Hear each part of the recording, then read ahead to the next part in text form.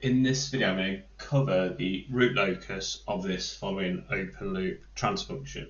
So g of s is equal to 2, and we've got s plus 0.5 and s plus 4 as these real fractions. So here we've got the s-plane, so we've got imaginary axis, real axis. We've got lines of natural frequency, lines of damping ratio. Just recall that the s-plane is symmetrical about the real axis. So the first thing I'm going to do is I'm going to first of all determine the poles, which is effectively the roots of the denominator of this transfer function.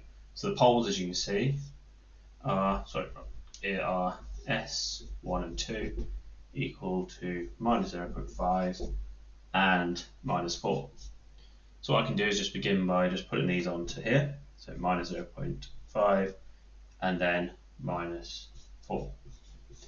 Okay, then what I want to do is determine where the root locus is on the real axis.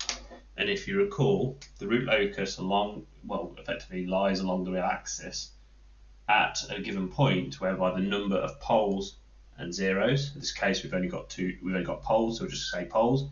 The number of poles is odd at any point when I'm going across. So for example, from here, if I look to the right of where my pen is, there's 0 poles, hence we're not on the root locus. So what we're looking for is an odd number of poles to be on the root locus. If I go here, look to the right, what I've got is 1 pole, i.e. an odd number. So I know that I'm on the root locus between these 2 poles.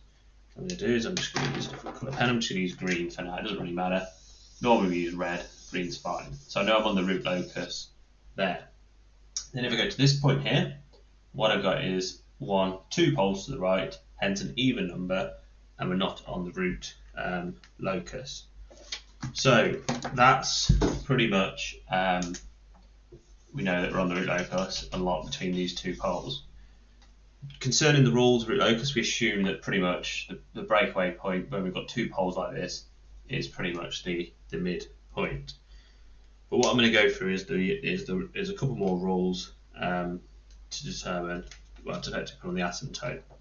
So in terms of let's work out the relative degree. So the relative degree is the number of poles, take away the number of zeros, which in this case we've got 2 poles and no zeros, so the relative degree is 2. So effectively we've got 2 poles that are going to end up at infinity. So these 2 poles are going to effectively, as you increase the proportional control gain on the closed loop control system, because recall that the root locus assumes that you've got negative unity feedback and a proportional control gain in the feed forward path.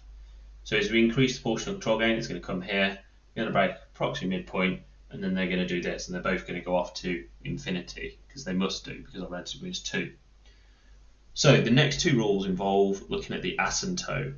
Because we know it's approximately midpoint, it's kind of arguable, well, do you need to do the next 2 rules? But we're going to do them because I think it's good for you to get into the habit when you've got a system that has maybe more than 2 poles and a relative degree of 2.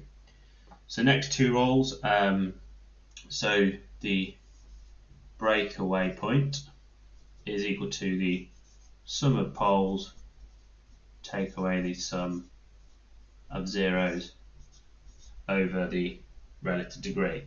So in this case it's going to be the sum of the poles, it's going to be minus 0.5 plus minus 4 take away 0 over 2, which is the relative degree. So it's going to be 0.5 plus that's a minus 4.5 divided by 2, so it's going to be minus 2.25.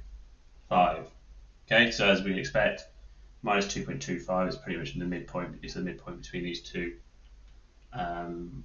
points here. So what we're going to do now is do the next one. So the breakaway angle is just 360 divided by the relative degree, which is 360 divided by 2, which is 180. So we worked out the point here, this is at minus 2.25. We also worked out that the asymptote angle is 180 degrees.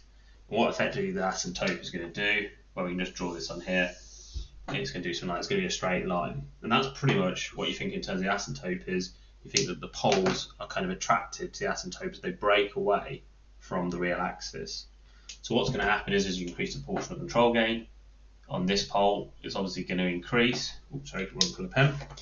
It's going to the pole's going to move along here. Okay, so the pole location, because if you remember, closed loop control system for the numerator of the system multiplied by KB, denominator of the system plus KP multiply NS. That there is your transfer function for the closed loop control system.